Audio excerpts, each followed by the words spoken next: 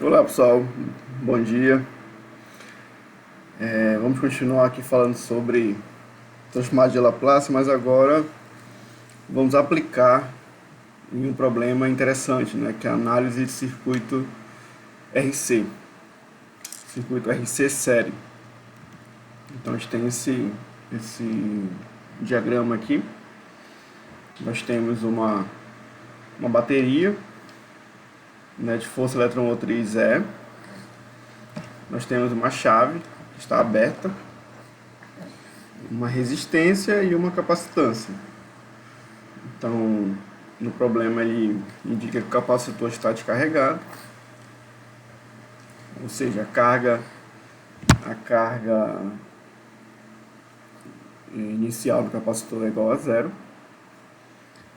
E a ideia é a seguinte: quando a chave é fechada, nós vamos ter então o fluxo de cargas aqui nesse circuito. Então, nós vamos ter corrente elétrica circulando no circuito. Tá? Então, aqui começam os nossos exemplos de equações diferenciais ordinárias surgindo de problemas físicos, né? Essa é a ideia. O grande poder dessas transformadas, né, é justamente resolver problemas, né, importantes de física e engenharia. Tá? Então, no caso de engenharia elétrica e biomédica, nós temos aqui esse circuito como um circuito muito importante. Tá? Então, qual é a ideia aqui? Nós vamos modelar então esse problema usando a lei de Kirchhoff das tensões, né? Ou seja, a soma das tensões em uma malha é igual a zero, né? Então nós podemos aqui considerar a corrente circulando no sentido horário, né? Então eu vou ter aqui, ó, menos E mais a tensão no resistor mais a tensão no capacitor igual a zero. Então isso acontece, esse circuito vai ser fechado, né, quando a chave for fechada aqui no instante zero. Então essa é a ideia. Então nós vamos considerar essa fonte, né, de tensão como sendo E vezes U de T, certo? Então, o degrau ele vai representar para a gente aqui o tempo, esse degrau vai dar para a gente aqui a modelagem matemática de quando nós fechamos a chave. Então, para t igual a zero, nós temos aqui a tensão aplicada.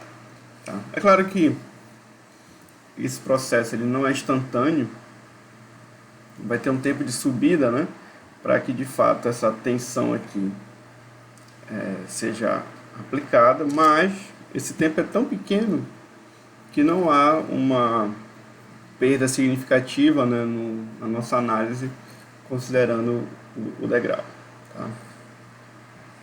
Então, essa é a lei que rege o problema, e aí nós vamos considerar outras propriedades aqui importantes. Né? Então, primeiro, pela lei de Ohm, nós temos a tensão no resistor como sendo o produto resistência, né, vezes a corrente elétrica, e também nós temos a capacitância como sendo a carga armazenada pela tensão, né, aplicada no capacitor. Tá? Então a gente pode escrever assim, né? A tensão vai ser a carga pela capacitância. Tá? E a corrente elétrica nada mais é do que a derivada temporal da carga. Certo? Então a gente pode fazer o seguinte: VR de T vai ser R Q' de T, né, que é Q' é a corrente, mais a tensão do capacitor, que vai ser Q de T sobre C. Isso é igual a força eletromotriz E vezes U de T. Bom? Então nós podemos simplificar essa equação para que aqui fique 1, né? Então ficaria Q' mais Q de T sobre RC, ó, igual a E sobre R vezes U de T. e nós temos a condição inicial Q de 0 igual a 0. O capacitor está descarregado. Ok? E agora a gente pode aplicar as transformadas de Laplace, né, para resolver essa EDO de primeira ordem, né? Primeira ordem aqui. Ok. E aí nós já vimos isso, é algo bem semelhante que nós já fizemos. A transformada de Laplace é um operador linear. Então nós podemos considerar aqui separadamente, certo? A propriedade nós já estudamos, né, para transformada de Laplace da derivada, vai ser SQ de S menos Q de 0, mais 1 sobre RC vezes Q de S. Tá? Isso é igual a E sobre R vezes a transformada do degrau. Q de 0 vale 0, então fica somente S mais 1 sobre RC, tudo isso vezes Q de S, igual a E sobre R vezes U de S, que é 1 sobre S, né? Ok? Então, nós chegamos nessa expressão para o Q de S, e nós podemos expandir isso em frações parciais. Então, vou ficar com A sobre S mais B sobre S mais 1 sobre RC. E aí nós podemos resolver isso, né, por meio de um sistema linear. É algo bem simples. Vamos ficar com A mais B igual a 0 e A sobre RC igual a E sobre R. Daí nós encontramos o A igual a EC, E vezes C, e o B como sendo negativo disso. E aí nós chegamos nessa expressão, EC sobre S menos EC sobre S mais 1 sobre RC. Então nós já podemos utilizar a transformada inversa, né? Isso aqui é a transformada de Laplace do degrau, então o inverso disso vai ser, a transformada inversa disso vai ser simplesmente EC vezes o de t, e aqui nós temos um degrau vezes uma exponencial, né, de menos 1 sobre RC vezes t. Então tá aqui, ó. O Q de t vai ser EC 1 menos e elevado a menos t sobre RC, tudo isso vezes o degrau. Tá? Então essa expressão aqui ela é válida somente para t maior ou igual a 0. Tudo isso está indicado pelo degrau. Então olha que interessante. A gente pode considerar, então, primeiro, né, para t igual a 0, isso aqui vai dar 1. Fico com 1 menos 1 igual a 0. Então, Q de 0 de fato é igual a 0. Tá? Uma outra coisa interessante.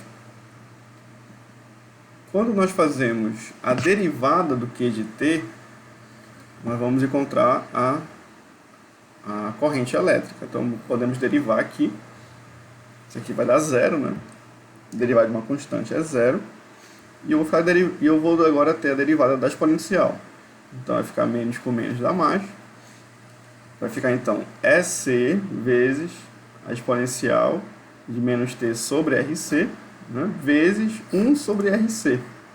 Então, isso vai cancelar as capacitâncias, né, vai ficar somente E sobre R. Tá? Então, tá aqui, ó. A corrente vai ser, então, E sobre R, exponencial de menos t sobre RC, vezes o integral. Pronto.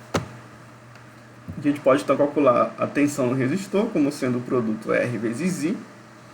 Então, aqui vai cancelar a resistência, né? Vai ficar somente E, exponencial de menos t sobre RC, o de t, e a tensão no capacitor vai ser o Q de t sobre C. Então, nós já sabemos a fórmula do Q de t, só vai cancelar essa capacitância. Okay? O que é importante aqui, gente, essa parte algébrica a gente já tem trabalhado nos outros vídeos, né, nas nossas outras aulas complementares. Agora eu queria dar ênfase na parte de dimensão, né, análise dimensional. Então a gente tem o seguinte, eu só posso somar termos numa equação se esses termos tiverem a mesma dimensão, né? Então, por exemplo, o que nós temos aqui? Olha, é força eletromotriz, né? Tem a unidade de tensão, volt, certo? Então, esses outros termos também tem que ter a mesma unidade, né? Volt.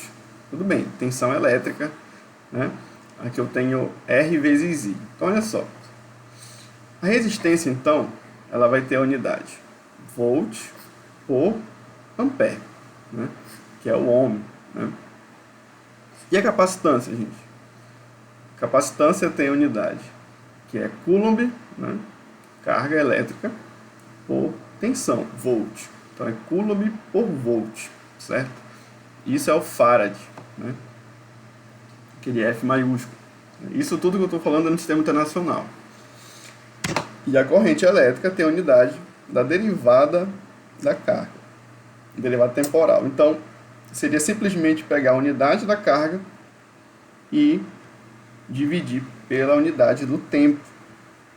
Então, seria coulomb por segundo, né? O ampere é coulomb por segundo. Tá? É só lembrar da definição de derivada, né? Derivada vai ser o limite, né, daquela função, né, no instante à frente ou no instante atrás, menos o valor da função naquele ponto que eu estou considerando, dividido pela diferença, né, de tempo, quando essa diferença tende para zero, né? Então é uma subtração, a subtração não muda a unidade, né?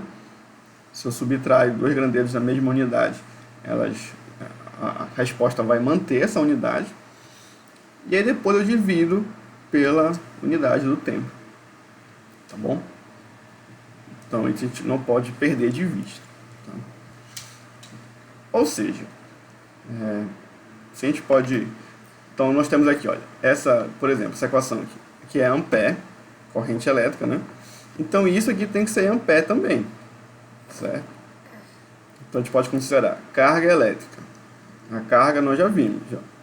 A carga é capacitância vezes tensão. Então é capacitância vezes volt, né? Cancela então capacitância, vai ficar volt por resistência, né? Tensão por resistência. Ou seja, volt por ohm, certo? Isso vai dar o que, gente? Ampere, né? Corrente elétrica. E aqui é a mesma coisa. Tensão em volt, resistência em ohm. Essa relação me dá ampere. Então está tudo consistente. Eu só posso ter, né, essa igualdade válida de fato, porque cada termo aqui tem a mesma unidade. Então, uma outra coisa importante para a gente analisar é isso aqui, olha, por exemplo, exponencial de menos t sobre RC. Não existe, gente, exponencial, seno, cosseno de uma unidade, né? Por exemplo, qual é o exponencial de menos 2 segundos? Qual é o exponencial de menos 3 segundos? Né? Ou menos 3 ohms? Não existe isso, né? Só existe exponencial de um número puro, ou seja, de uma grandeza adimensional, certo? De um número puro. Ou seja, a unidade aqui tem que ser, então, né, essa grandeza que aparece aqui no argumento da exponencial tem que ser adimensional. Então, como é que a gente vai considerar, então? Se o tempo está em segundo, né, a unidade é segundo, esse produto, com certeza, tem que estar também em segundo. Tá? RC. Para quando eu faço a divisão aqui, dê uma grandeza adimensional. Certo? Então, a gente pode confirmar isso. RC, né, esse produto tem que ter unidade de segundo. Vamos confirmar aqui. Ó. R é tensão por corrente. Então vai ser... meu amor, rapidinho. Volt por ampere, certo? Volt por ampere. Volt por ampere, né, é a resistência. Vezes o quê? Coulomb por volt, certo? Então vamos lá. RC vai ser o que, gente? Vamos lá. volt por ampere vezes coulomb por volt. Cancela então, né? Cancela o volt. Vai ficar somente o quê? 1 sobre ampere vezes coulomb, certo? Só que o ampere, gente, é o quê? Coulomb por segundo, porque é a derivada temporal da carga. Então a gente vai simplificar isso, né? Vamos ficar então com carga, coulomb, vezes segundo, né? Sobre coulomb, que é a carga lá do ampere, né? Então vai ficar somente segundo, tá? Então com certeza R vezes C, o produto R vezes C vai dar a unidade de tempo, né? Segundo. Então quando eu faço essa expressão aqui, vai dar adimensional, tá, gente? Então a gente tem que se atentar para essa questão das unidades. Tem que haver consistência dimensional, tá bom? Bem, para a gente terminar então esse exemplo, a gente pode analisar aqui os gráficos. Eu fiz aqui para esses valores de resistência e capacitância e força eletromotriz. Então, considerando uma resistência de 1 kΩ, capacitância de 1 microfarad e a tensão na bateria, né, de 10 volts, nós vamos ter esse perfil aqui do carregamento do capacitor.